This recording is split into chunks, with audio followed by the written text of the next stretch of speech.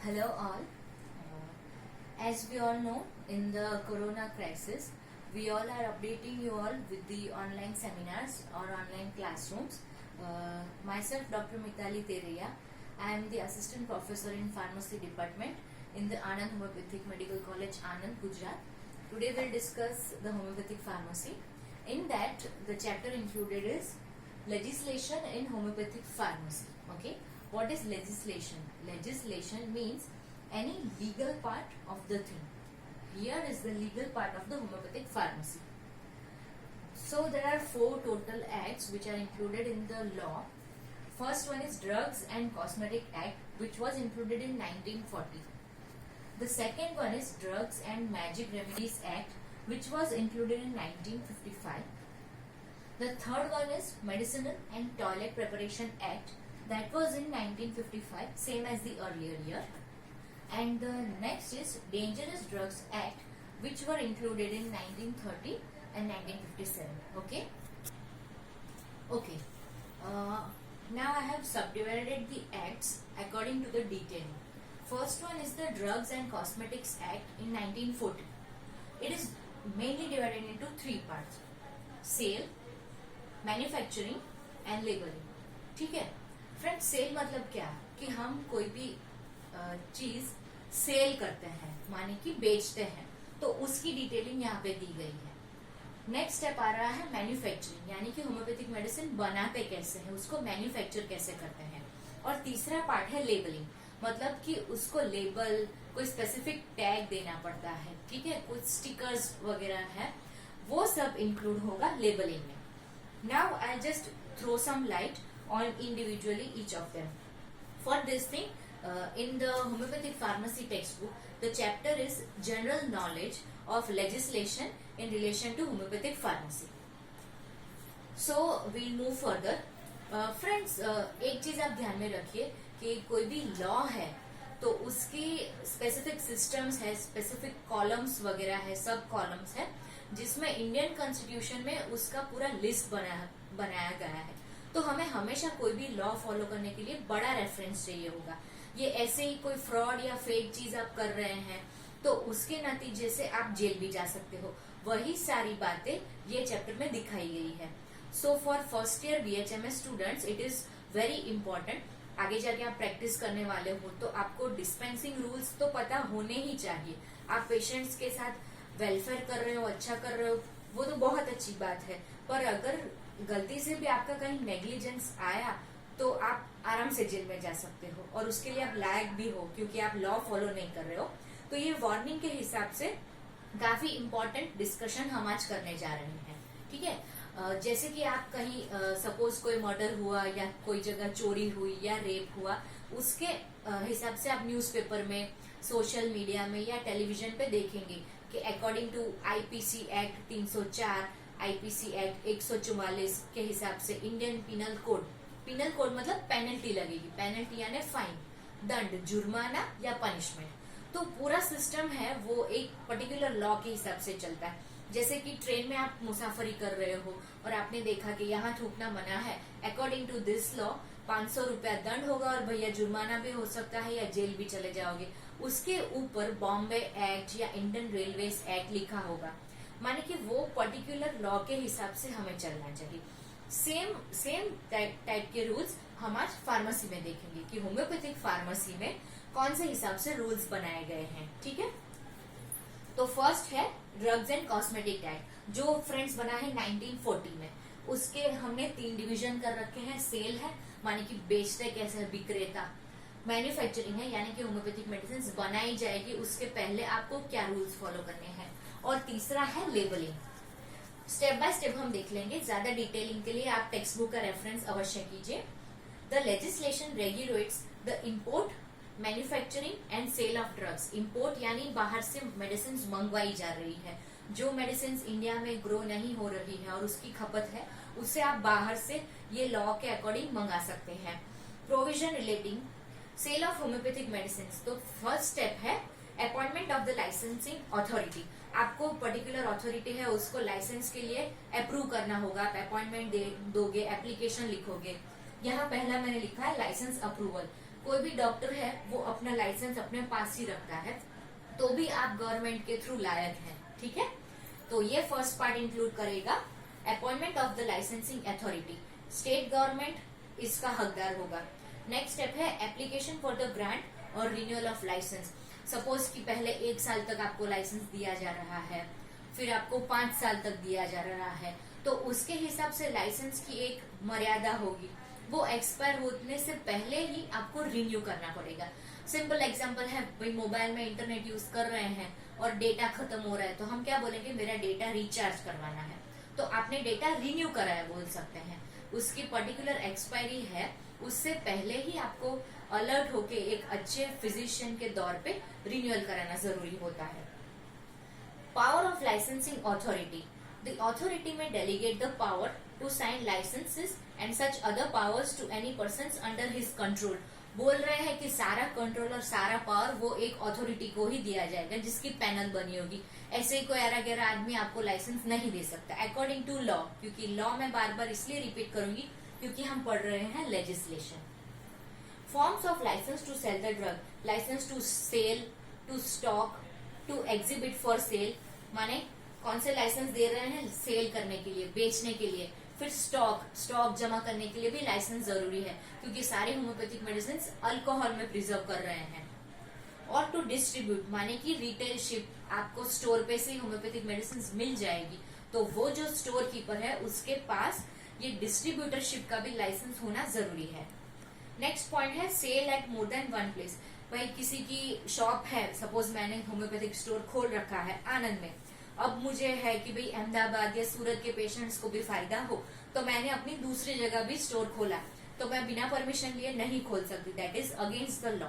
इसलिए मुझे sale at more than one place की एप्लीकेशन कहाँ डालनी होगी फ्रेंड्स, लाइसेंस अप्रूवल के अथॉरिटी को। नेक्स्ट है ड्यूरेशन ऑफ लाइसेंस। जैसे मैंने आगे बोला कि सभी चीज की एक मर्यादा होती है, स्पेसिफिक टाइम होता है, वो मिस हो जाए उससे पहले हमें रिन्यूअल कराना पड़ता है। कोई भी ओरिजिनल डॉक्यूमेंट है, बुक में बता रहे हैं, ओरिजिनल और renewal licence shall be valid up to 31st December of the year following the year in which it is granted or renewed, if suspended or granted not.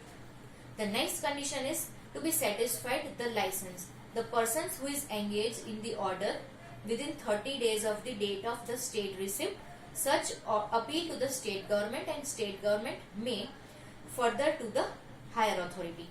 माने बोल रहे हैं कि 30 डेज के अंदर ही सारे रूल्स फॉलो करने चाहिए। कंडीशन ऑफ लाइसेंस, लाइसेंस में premises where homoeopathic medicine are sold, जो एड्रेस आप लिखा रहे हैं वो सही है कि नहीं, उसका रेसिडेंस प्रूफ या एड्रेस प्रूफ चाहिए होगा। Sale of homoeopathic medicine should be supervision under the person, माने कि जो भी होम्योपैथिक मेडिसिन बेची जा रही है वो डिस्ट्रीब्यूटर खुद होम्योपैथिक दवाई का नॉलेज रखना जरूरी है, वो ही पर्सन लीगल बोला जाएगा। Licence shall permit an inspector, वो बार बार इंस्पेक्शन आने के लिए भी अथॉरिटी वैलिड है। नेक्स्ट है cancellation and suspension of the licence. Last point मैंने लिखा है suspension of the licence. Second point था कंडीशंस ऑफ द लाइसेंस, उसमें मैंने बताया कि कौन से टाइम तक 31 दिसंबर तक रिन्यू कर सकते हैं, वो सारी कंडीशंस थी। अभी जो कंडीशंस फॉलो नहीं कर रहा है उसका अथॉरिटी कैंसिल हो सकता है लाइसेंस, वो सारा पावर अथॉरिटी के पास जाएगा। तो ये सपोज डूज है किसी भी टाइप के, पॉजिटिव पॉइंट्स है, तो ये नेगेटिव पॉइंट्स है।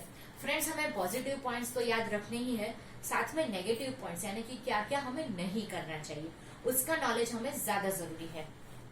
Cancellation and suspension of the license, the licensing authority may after giving the license and opportunity show why such an order should not be passed. If such failure or contravention in the consequence occurs, the license should not be cancelled and suspended unless the licensing authority is satisfied. Suppose कि licensing authority को लगे कि भाई ये बंदे का licence हमें cancel नहीं करना चाहिए, तो उसके स्ट्रॉन्ग पॉइंट्स वो व्यक्ति के पास होने चाहिए। ठीक है, अभी आ रहा है manufacturing for the sale. First point हमने देखा सेल करने के वक्त हमें कौन सी चीजें जरूरी है वो हमने देखा। अब हम हाईलाइट करेंगे मैन्युफैक्चरिंग। फ्रेंड्स आप कोई भी सामान्य कोई भी प्रोडक्ट परचेस करें उसके आप मैन्युफैक्चरिंग देखते हैं, एक्सपायरी देखते हैं, एमआरपी देखते हैं। एमआरपी माने मैक्सिमम रिटेल प्राइस, कि भाई ये प्रोडक्ट मैक्सिमम कितने दाम में आपको खरीदनी चाहिए। अगर कोई पर्सन 10 रुपए भी ज्यादा खरीद रहा है तो ग्राहक सुरक्षा में आप हकदार हैं, आप उसे बोल सकते हैं कि भाई ये मेडिसिन 95 रुपीज की है और आप 105 रुपीज ले रहे हो, तो आप ये बॉक्स में कंप्लेन करने के योग्य हैं। ठीक है, उस हिसाब से मैन्युफैक्चरिंग में क्या क्या ध्यान रखना चाहिए उस बारे में हम डिस्कस करेंगे। Manufacture on more than one set of premises.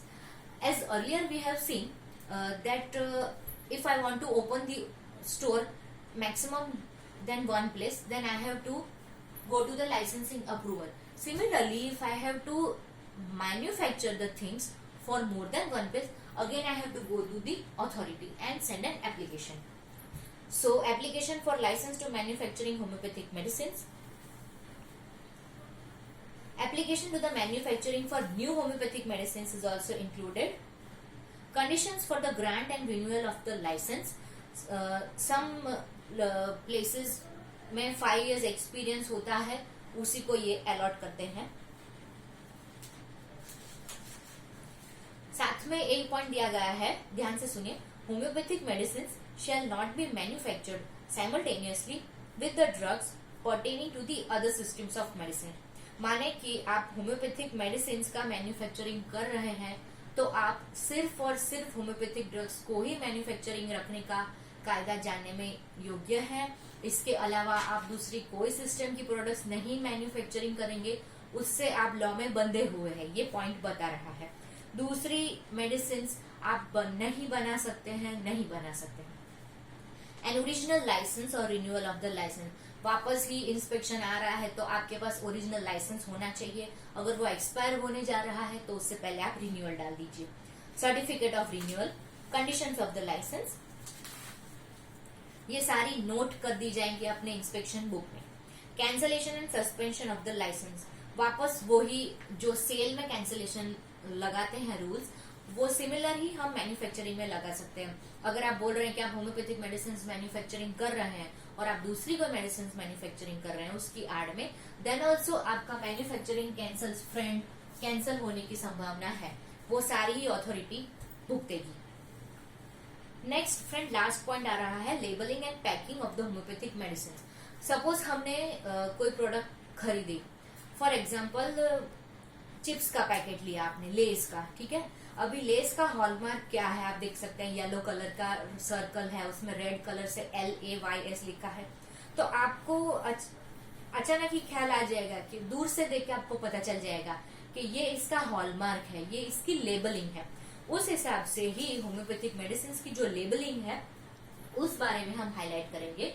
This is included name of the medicine, potency of the medicine, name of the homeopathic medicine, batch number, lot number, manufacturing number, address of the pharmacy, the PIN code and contact number or email ID of the pharmacy store. Manner of labeling the homeopathic medicines. There is a typical manner in which this is followed. It is not a haphazard way. ऐसे ही आड़े धड़ आप labelling कर सकते हो, ऐसा नहीं होता है। The word homeopathic medicine पहला होना चाहिए, उसके बाद name of the medicine होना चाहिए, potency of the homeopathic medicine, name and address of the manufacturer. In case the homeopathic medicine contains alcohol, it should be labeled alcohol by percentage, by volume and weight in terms of ethyl alcohol. The medicine should be in the container of 30 ml. If it is mother tincture, it should be labeled as mother tincture and a distinctive batch number, यानी कि special batch number वहां पे रखा होना चाहिए। उसको short form में batch या तो बैच नंबर या तो लॉट नंबर या तो लॉट, ऐसा लेबलिंग कर सकते हैं। मैन्युफैक्चरिंग लाइसेंस नंबर यानी कि ML वो लिखा हुआ होना जरूरी है। No homoeopathic medicine containing a single ingredient shall bear a proprietary name on its label. For example friends, homoeopathic medicine में आर्सेनिक आल्प आपने परचेज कर रखी है, उसका बॉटल आप देखेंगे या बॉक्स कार्टून देखेंगे तो जो भी फार्मेसी है उसका नाम लिखा होगा। For example Wilmer Schwabe international यानी कि WSI, अथवा तो SBL लिखा होगा या तो फिर रेकेवेग लिखा होगा। ये सारी फ्रेंड्स काफी रेप्यूटेड नामांकित कंपनीज है होम्योपैथी में। वहां लिखा होगा होम्योपैथिक मेडिसिन, उसके नीचे लिखा होगा आर्सेनिक आल या तो सल्फर, कोई भी मेडिसिन आप ले सकते हैं। सल्फर 30 लिखा होगा अगर 30 पोटेंसी की होगी, सल्फर 200 लिखा होगा अगर 200 पोटेंसी की होगी। उसके नीचे बैच नंबर लिखा होगा, मैन्युफैक्चरिंग लिखा होगा, कौन सी साल में ये मेडिसिन बन रही है, कितने साल तक ये मेडिसिन चलेगी, 5 साल की एक्सपायरी है तो सब साल में सपोज 2020 में बन रही है तो हम नीचे लेबलिंग करेंगे 2025 तक ये दवाई आप इस्तेमाल कर सकते हो। अगर मदर टिंचर है फ्रेंड्स, सपोज कि साइजिजियम जैम्बोलेनम जो डायबिटीज की मेडिसिन है, तो उसमें साइजिजियम जैम्बोलेनम के बाजू में क्यू लिखा होगा, Q stands for mother tincture. उस सब में अल्कोहल कंटेंट कितना, वेट बाय वॉल्यूम है, कितना परसेंटेज है, वो सभी लेबलिंग करना जरूरी है। ठीक है, तो ये सारे अमेंडमेंट्स कौन करता है?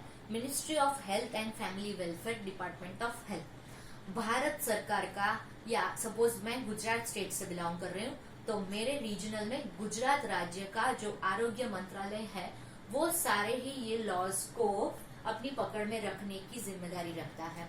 और नेशनल लेवल पे बात करूँ तो भारत सरकार के आरोग्य मंत्रालय में जो पैनल बैठी है होम्योपैथिक फार्मेसी डिपार्टमेंट की, या तो फिर central council of homeopathy Delhi में जो भी पैनल्स बैठते हैं वो पर्टिकुलर सुप्रीम अथॉरिटी है सारे रूल्स अपने हिसाब से फॉलो करने में। उस हिसाब से वहां की जो गैजेट ऑफ इंडिया ऑफिसर है वो ये हिसाब से सारे रूल्स फॉलो करेंगे और वो पूरी जिम्मेदारी होम्योपैथिक डॉक्टर्स के ऊपर छोड़ते हैं जो इस हिसाब से ही अपने रूल्स फॉलो करेंगे। नोटिफिकेशन ये होम्योपैथिक टेक्स्ट बुक में चैप्टर में दिया हुआ है। Notification new Delhi the 22 of February 1994, वहां पे जो ड्रग्स एंड कॉस्मेटिक्स रूल है 1945 में, to which the central government propose to make after the consultation में ड्रग टेक्निकल एडवाइजरी बोर्ड, इनका पूरा बोर्ड बनता है। In exercise to the powers conferred by the section 12 and 33 of the drugs and cosmetic act 1940, 23 out of 1940 ये bracket में लिखा हुआ है, is hereby publishing as required as the said sections of the informations, any objective or suggestion which may be received from any person with respect to the rules will be followed before the expiry is done। Draft rules हैं friends, यहाँ पे graduate pharmacy में 18 months का experience हो रखा है वो इसके लायक है। Ministry of health and family welfare, department of health, new Delhi 1994 की 22 फरवरी को। ठीक है फ्रेंड्स, अभी जैसे कोरोना चल रहा है तो पूरी जिम्मेदारी हेल्थ की आरोग्य मंत्रालय में होगी, इसलिए आप बार बार सैनिटाइजेशन की एड्स देखेंगे, मास्क पहनने की एड्स देखेंगे, क्वारंटाइन रहने की एड्स देखेंगे। उसके नीचे लेबलिंग क्या होगा? भारत सरकार द्वारा जनहित में जारी, बाय कौन कर रहा है? ये आरोग्य मंत्रालय, भारत सरकार। ठीक है, उस हिसाब से ये सारा health welfare ministry homeopathic pharmacy के लॉज बनाया है और उसे हम सब ने कॉन्स्टिट्यूशन से फॉलो करना चाहिए ताकि हम पेशेंट्स को अच्छे से वेलफेयर कर सके। Okay friends, as we have seen earlier there are total 4 acts. Okay, I'll just revise briefly. Drugs and Cosmetic Act, which we have discussed. The next is Drug and Magic Remedies Act. Drugs and Magic Remedies Act 1955. Friends, what is Magic Remedies? Magic Remedies का इस्तेमाल कब होता है? देखिए friends, if you will find a joke, जैसे कि magic remedies जैसा कुछ होता ही नहीं है, ये सभी पब्लिक को आकर्षण पाने के लिए इस्तेमाल किए जा रहे हैं, तो ऐसे फ्रॉड से बचना चाहिए। उसमें शॉर्ट फॉर्म में लिखा है ऑब्जेक्शनल एडवर्टाइजमेंट, यानी कि कोई भी ऑब्जेक्ट का, कोई भी प्रोडक्ट का एडवर्टाइजमेंट हो रहा है और वो लालच में आके सामान्य पब्लिक उसको खरीद रहे हैं, तो आप वो ओनर का ऑथोरिटी चेक करके खरीदे। वो सारा ही लेजिस्लेशन में इंक्लूड हो रहा है। मैं सिर्फ इसको पढ़ लूंगी। The act and rules under are intended to protect the consumer, consumer को यानी कि ग्राहक को यानी कि पेशेंट को प्रोटेक्ट करने में ये उपयोगी है।